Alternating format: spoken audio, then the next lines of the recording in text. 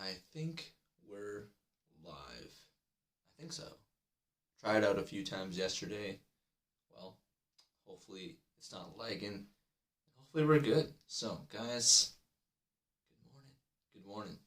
Good morning, Anfield. That is what we're going to call this channel from here, I guess, moving out. So, yeah, if you guys don't already know, my name is Tariq, and yeah, I tried to create a Liverpool channel, and I was going under the name of Avaricious Reds, which, well, has a tie to my old, or at least my Instagram name right now. And, well, in order to try and rebrand, try and change things up, so to speak, well, I'm going for Good Morning Anfield. So, good morning. I don't know about you guys, but I can't really have coffee piping hot. I mean, I like it hot, but the thing is I need a few ice cubes in it. So, yeah, 3 ice cubes in this one. So, good morning, guys. So here it is, well, I think around 5:17-ish in the morning. We're in Vancouver, British Columbia, Canada. Thanks for joining. If you are, well, super excited, super jazzed to be starting this. So the goal with this is to create hopefully a daily show where I can chat about things, well, all things Liverpool, and hopefully create an ecosystem where Liverpool fans join in. I'm hoping to get more Vancouver Liverpool fans to join in and yeah, have some chats about what is going on in Liverpool's world. But until then, you're stuck with me. So you'll hear me ramble, and today's episode is going to be about the Brentford 3-3 game, as well as previewing what's going on, well, tonight in Porto. So we'll start with Brentford. Well, I guess the day started with Man City beating Chelsea, Villa beating United. Well, I guess you could say that obviously we had an opportunity to go to Brentford, take a win, and be 3 points clear. And unfortunately, didn't happen. So, what exactly happened in that game? To be honest, I thought we started really well. I thought we dictated pace for the most part in those opening few minutes.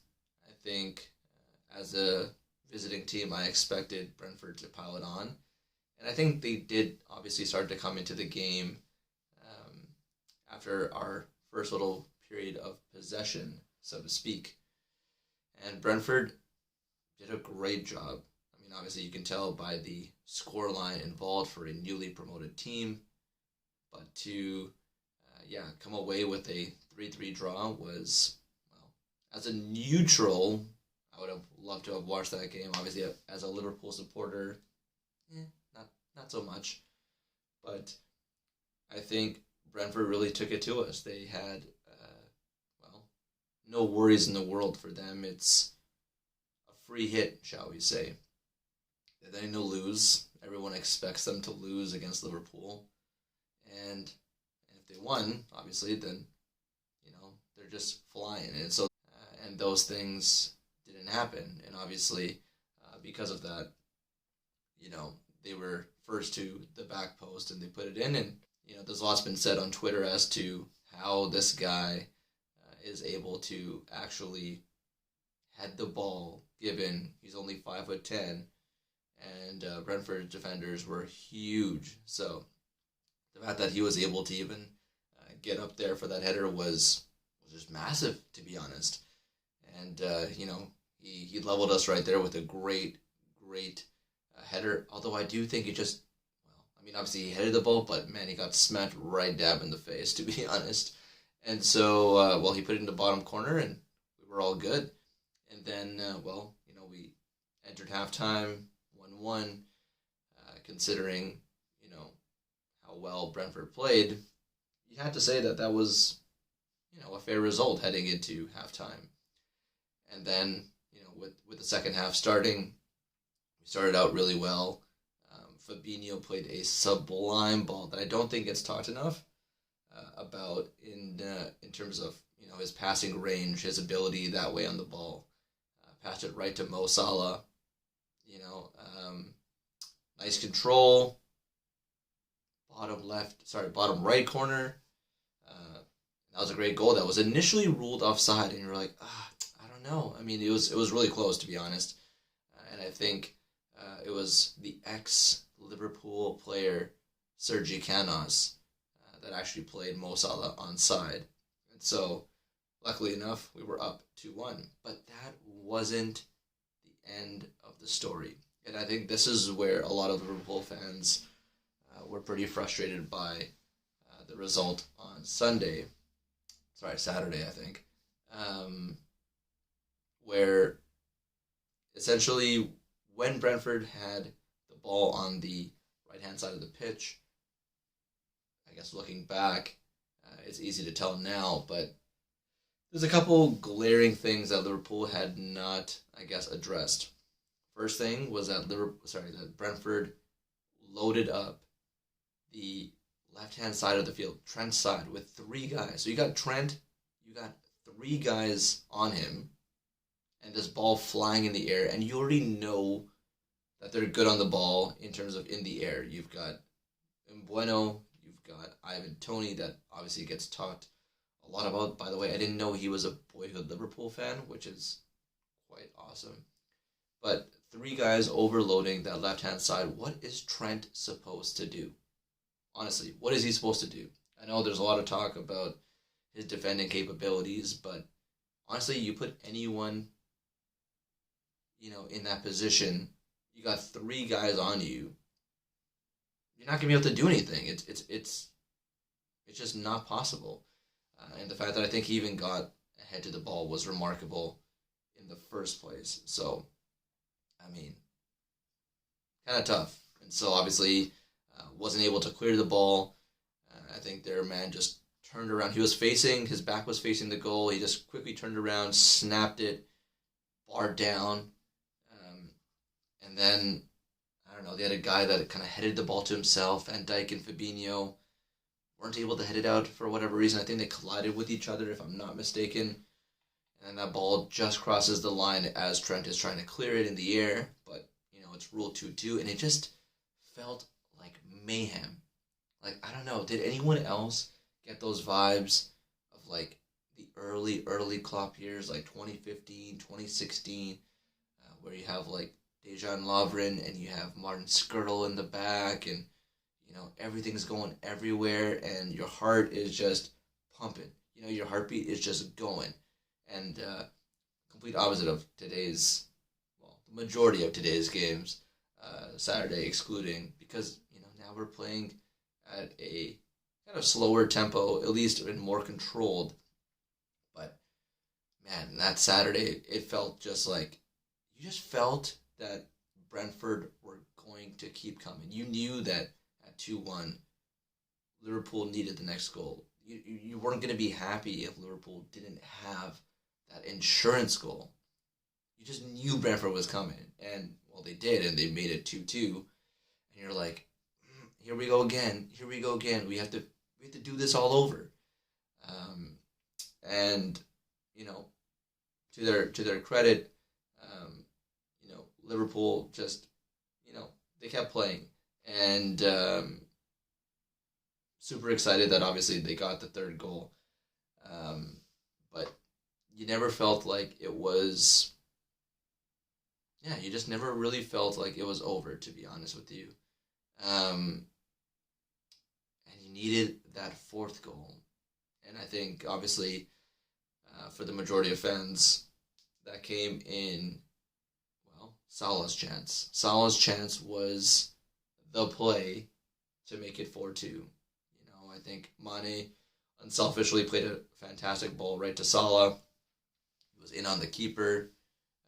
There's a few things where a lot of people felt that the, ball bobbled. I don't know if he was in 2 minds in terms of, should I chip this? Should I slot it into the bottom corner? Didn't seem, too confident in that space. Didn't feel too confident, and I don't know. Normally, you'd expect Mo Salah to put those away, and I think if he did, the game was done and dusted. I think at 4-2, could have Brentford have got the third? I mean, they did, so I think they could have come back that way. But I would expect to see. Well, I would have hoped to expect to have seen Liverpool to see that that game out, and obviously against any team, not newly promoted teams, but any team that you don't finish off, always, always, always, and I said this before, has a chance to level it up. And that's exactly what happened, I think, in the 81st or 82nd minute.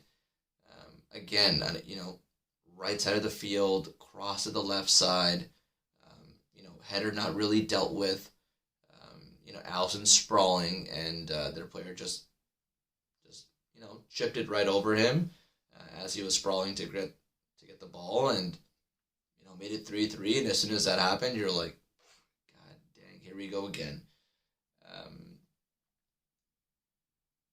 It just well, gut wrenching. Gut wrenching is probably the word I want to use there, where you're pulling for your boys and you just know that that day is not their day. It's just not their day, and there's not much you can do about it. And I think if you're looking at the game in isolation, you're looking at that and you're saying it's a poor performance. It's a poor performance given Liverpool's high standards, especially defensively. Heading into the game, having only conceded one goal the whole season in the Premier League, to give up 3,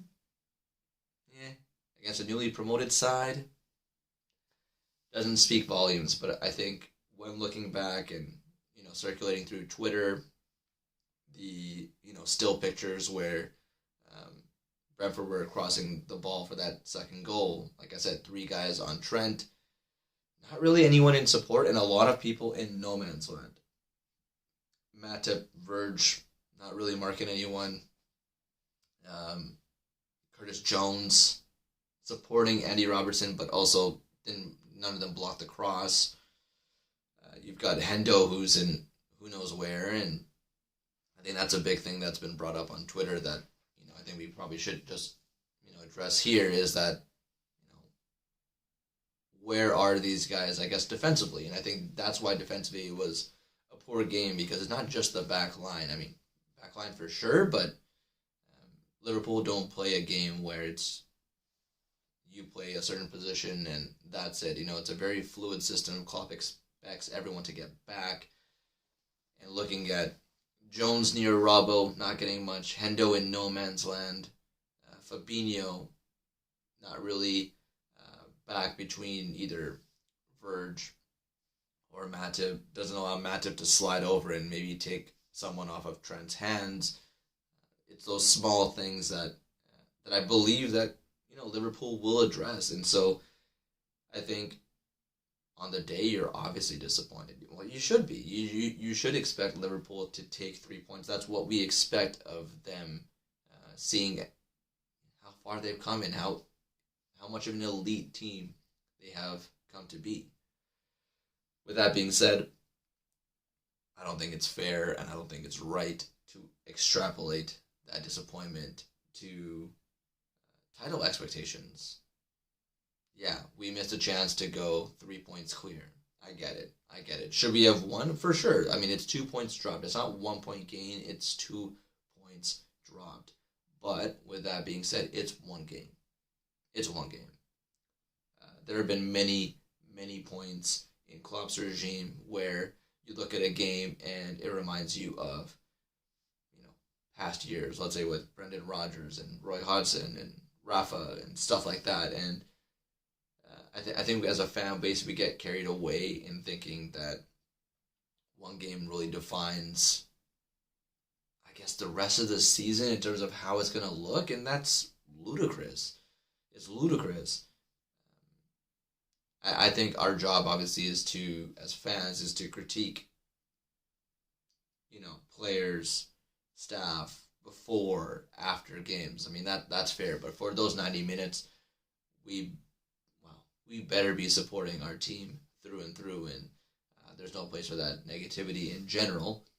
And I say that I think everyone has an opinion, of course, but I think if after what is it? I guess 6 games. Is it 6 games? Yeah, we've got 14 points. Yeah, 6 games. After 6 games, if we're talking about title challengers and this game doesn't, make us one, then, well, I mean, you're entitled to your own opinion, but yeah, that doesn't make sense. And so I think it's really, really, important that we keep things in perspective. And I think that's tough in this day and age with social media and all that stuff. But yeah, disappointed for sure. But I do trust Klopp to have worked with this team to be able to shore up, those problems. Klopp is definitely gonna, lean into them, and Pep Linders will too, and they'll chat about the defensive mistakes, and we'll move on. And that's that's literally all there is to it. So if you can tell, I'm pretty passionate about that. But I think moving on, I think this is a good time to move on. We'll talk about Porto and how Liverpool, I guess, potentially line up and what the plan is. Because although, Porto is tonight, there's a lot of people, and I'm sure Liverpool included, that will have an eye on Sunday's game against Man City, because that's going to be a huge game. It's going to be a huge game at home. I guess against the defending Premier League champions, Pep and his boys. Yeah, it's going to be tough. So Porto, obviously, I think, in my opinion, represents an opportunity again to give your fringe players a chance. And I do think it's really important that we do get that. I mean, we've talked about it here before in terms of getting minutes under their belt, getting confidence, but I also think with Liverpool playing Saturday, with them playing Porto tonight, with them playing City on Sunday, I think for a lot of those players, 3 games in a week is quite a bit. And so I definitely want to see some rotation in terms of just freshness. I think one of the things that obviously I don't think anyone anticipated hearing was that Trent didn't travel to Portugal. And so that is a concern, especially after Klopp's press conference yesterday, where in terms of injuries, he mentioned Thiago and he mentioned Harvey Elliott as in not traveling, obviously, due to their injuries, but Naby Keita traveled. So not seeing Trent there is a bit concerning, but let's not make more of it than we should, I think, until we actually know what's going on. A lot of hearsay. Could it be an injury? Could it be illness? Who knows? I don't know anything. So it doesn't really make a difference at this point to speculate. So what are we hoping to see? I think I definitely, in terms of a starting 11, I think Alisson will be in net. I don't think that's going to really change. I think right back is an interesting topic because there's a few names that obviously we have at our disposal there. I think we have Nico Williams, we have Joe Gomez, we have, James Milner. I guess what do you guys think is going to happen there? I think that's I don't know. I think it's obviously very, very tough to pick because there's your mind's in a few places as to what the strategy is. If you're picking James Milner, you're going with someone, tried and tested and who has proven himself, and he did against Crystal Palace. If you go with Joe Gomez, you're giving him minutes, also exposing him to right back. Like we've done in previous seasons. Nico Williams, fresh off an injury, coming back into the fold. He also needs to get minutes in, and so it's a bit of a tricky position to pick. If it were purely up to me, I would say put Milner there. I don't think Nico Williams is probably ready. He's just come back from injury. I don't want to see Joe Gomez at right back. I do want to see him in that center back pairing, and I only want to see him there. I think, you can look back to the Brentford game, and should Liverpool have put on more defenders? That's another question. I think if so, then yeah, you want to put maybe Joe Gomez there as a right back, just maybe, or Konate or whatever to shore things up defensively, but I wouldn't want to start him in that position. So if it's up to me, I'm going Milner at right back. Center back pairing, again, becomes super interesting because it all depends on how Liverpool are looking to play against City on Sunday, which will dictate, obviously, what will happen tonight. And against Brentford, they went with Van Dijk and Matip, which I expected them to, as that's their first choice center back. I'd expect they're going to get a rest tonight, and then they play against City on the weekend. So given that, I personally, I know in the first Champions League game, Liverpool did, they played Milan, and they basically played, I think it was Gomez and Matip. To be fair, I would rest Matip. I don't think I want to play him in this game leading up to City. I don't, as much as I guess I know we heard about Virgil too in terms of what he wants, and obviously he wants to play every game. I wouldn't, personally. I would play Gomez and Konate. I know they played together in the League Cup. I would give them this opportunity against Porto. Some more responsibility, some more minutes under their belt. Keep freshness in the legs for Matip and Verge. Even if they're pissed about it, doesn't really matter. So that's what I'm going to go with. Gomez and Konate, left back. Again, I saw a lot of crap on Twitter, to be fair. And I think a lot of people saying that, Shimikas is, I guess, that now you're starting left back. I don't know where these ideas are coming from. Do I think that so far this season, Shimikas has been the better defender? Yes, I do think so. Do I think, has he been better to the point where Andy Robertson is not your starting left back? No. Andy Robertson hasn't been as, I guess, offensively impactful like Shimikas with his crosses. I mean, that's something we can debate, and I do think that Shimikas possesses the better crosses and balls that way.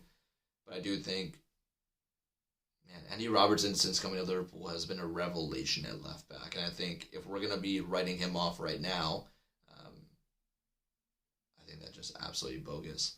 So I think for rest, and purely rest, and not in terms of performance drop, I would rest Robertson and I would play Shimikas because let's give him some minutes. Like, that's fine. And you want a competition. And if it ever comes to be where Klopp is choosing Shimikas over Robertson, then, well, so be it. It's fine. Maybe you light a fire under Robertson's bum. You know what I mean? Like, maybe you just say, hey, like let's get it going. Maybe it's going to push him a little bit more. But, I think it's too early to be chatting about that, to be fair. I think Shimikas just deserves to play based on minutes. So I would put him at left back. Now, looking at midfield, again, a whole other... I feel like everything's a whole debate here, to be fair, but I think in terms of midfield, what are we looking to do? I think, Fabinho is obviously someone we want to play against, City. Do I think we have another suitable replacement for him? I mean, we saw Tyler Morton against Norwich, but are we really going to play him against Porto, an 18-year-old? Probably not. No, probably not. So Fabinho is probably going to line up, as your defensive midfielder. Then you have, your right center mid and your left center mid. I think based on stuff, I think based on play, Curtis Jones deserves to play again. But then I guess the question is, are we playing him against City? What is the I guess objective, right? It all comes back to City because that's obviously the more important game. Although winning this one puts you 6 points clear in your your Champions League group stage. And so, for me, I think I would go. I think I'm gonna go with Curtis Jones again because I'm thinking Naby Keita will probably get some rest and play against City. So I would say Curtis Jones on the left. I'll go with. I think for Hendo, I guess we'll have to play him. I guess we go with him on the right, and then up top. I think we'd probably want to start Bobby. He came off the bench. I do think that Jota will start against City, personally. Whether we do a 4-2-3-1 with Bobby, I don't know, to be honest. Definitely a thought. I think Klopp did it last time to give Liverpool a bit more possession against City, so that's something he could do. But I do think starting Bobby tonight will be good for his legs. I do think that I'm hoping anyways that if Origi plays on the left-hand side or Minamino plays on the right, that would be ideal. I mean, I don't really want to see Mane or Salah just for the purposes of rest. So I do think it's going to be interesting to see what he goes with. Yeah, I'm really hoping Bobby starts, but I guess the problem is that Jota playing in Portugal, his home, would be so awesome for him to do, and I don't know, are we going to be sentimental and give him that opportunity? I think we might. Although I think based on our squad situation, Jota has been playing a lot of games and therefore needs to rest. So if it's up to me, Bobby's up top, Minamino and Origi on either side, just to give these guys a rest. If we're able to give, think about it, if we're able to get Trent, let's say Trent's ill. You give Trent a rest, you give Robbo a rest, you give Naby Keita some more time to recover from his injury. You give Jota, you give Salah, you give Mane a rest. To some degree, because I think they're probably going to feature at some point. But I do think that if we're able to give these guys a bit of a rest, that's crucial coming up to City. So, guys, I think let me know. Let me know what your thoughts are. Well, first on the Brentford game as to what you guys thought of it. Were you guys in pandemonium like I was, just absolutely going all over the place? Did you think it was just, one game, or do you think it was a microcosm of a bigger picture? What do you think of tonight? Are you confident heading into Porto given how Liverpool have played there in recent years? Do you think that trend continues? And how do you see us lining up? Because, like I said, we're definitely going to be keeping one eye on City. Although Klopp saying we won't, I know that, but we definitely will. We definitely will be keeping City in mind, and I do think it's something important to think about. So yeah, guys, good morning. Anfield has started. Cheers, and thanks for joining. See you guys.